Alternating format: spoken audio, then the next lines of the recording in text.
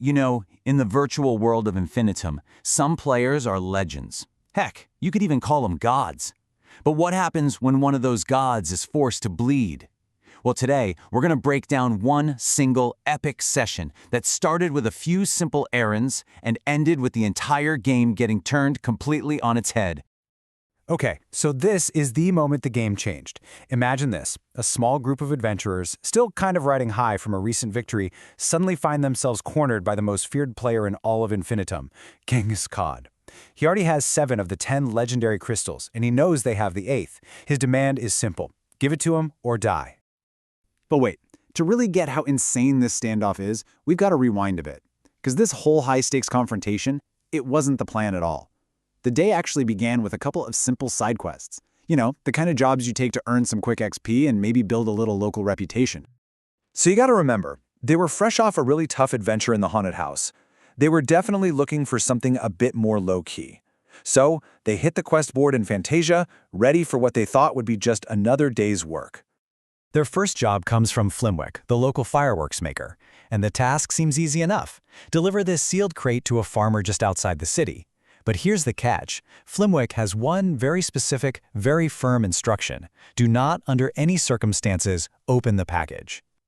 But of course, it's never that simple, is it? While they're on the road, Drew and Dar, the group's ranger with super sharp hearing, picks up this unsettling ticking sound coming from inside the crate. And immediately, their minds all jump to the worst possible conclusion. Are we delivering a bomb?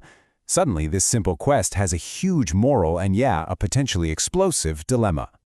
And honestly, the way they handle this is just brilliant.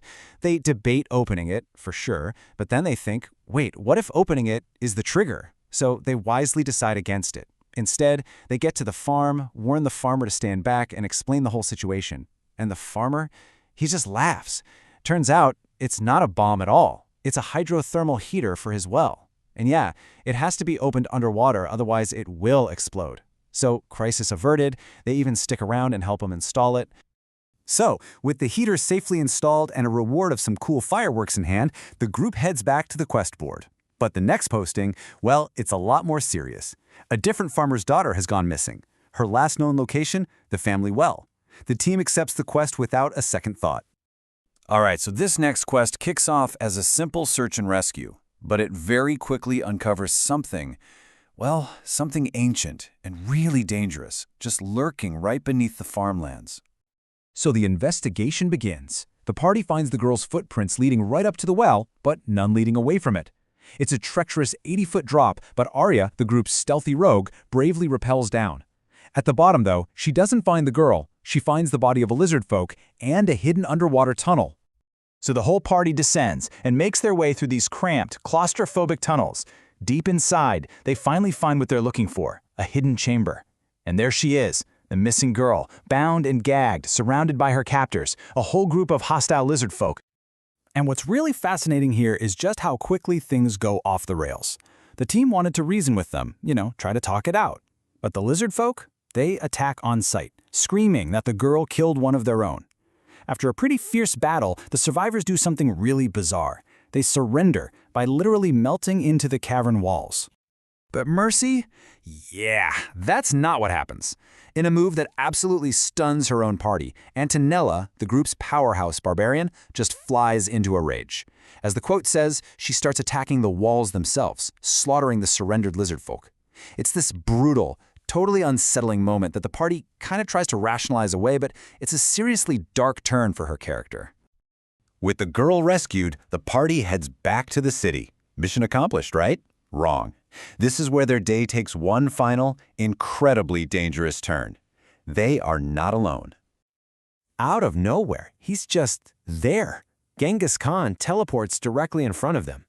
He calmly reveals that he's been tracking them ever since they found the crystal. And now, he wants it. And look, the stakes here could not possibly be higher. This one player holds 7 of the 10 crystals needed to basically own the world of Infinitum. The party has the 8th. On top of that, he's got a weapon with a unique insta-kill upgrade, which means one clean hit is all it takes. He demands they hand over their crystal, they form a protective circle around Barkin, the guy holding it, and they refuse. And the fight begins. Genghis Khan is just a blur of motion. He appears behind Captain Dash 2, the party's wizard, and swings that lethal weapon. She dodges by what must have been millimeters, the insta-kill attack just barely missing her. The sheer speed is terrifying. It seems completely hopeless. So Genghis Khan turns his attention to Antonella, the quiet barbarian. He swings his insta-kill weapon, but right as he does, something impossible happens. Antonella's eyes flash bright blue, and they're suddenly filled with scrolling lines of code, like she's seeing the game's very source. From her perspective, the entire fight is completely different. To her, Genghis Khan, the fastest, most feared player in the entire game, is moving in slow motion. And in that one instant, the tables have completely, utterly turned. She rages, effortlessly sidesteps his attack, zips behind him, and lands a massive blow. And Genghis Khan isn't just hit, he's actually wounded. For the first time, maybe ever, this god player has been seriously hurt. He's shocked. And he's not willing to risk his 7 crystals. He gives the party one last glare and just teleports away. So the party is just left standing there, in total silence. The unbeatable player just turned and ran. What just happened? It wasn't a spell, it wasn't some standard ability, it was something else entirely, something new.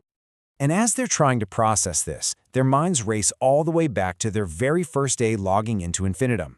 They were all given this strange stat, a rating whose purpose was a total mystery. And for Antonella, that number was 100. It's called a compatibility rating. Nobody knew what it did, but the game's AI, Eve, specifically noted that Antonella's score of 100 was completely unprecedented. And now it's clear. This hidden stat is the source of her incredible reality-bending power. So, just like that, everything has changed. The race for the 10 crystals? Everyone thought it was over, an inevitable victory for Genghis Khan. But now, the entire game has been thrown into total chaos. A new, unknown power, a glitch in the system, has just blown the whole thing wide open. The party now knows something that no one else in Infinitum does. Genghis Khan is not invincible. He can be hurt, he can be beaten. But as they all log off for the day, a new and maybe even more troubling question is left hanging in the air. If she can bend the actual rules of the game itself, what exactly has Antonella become?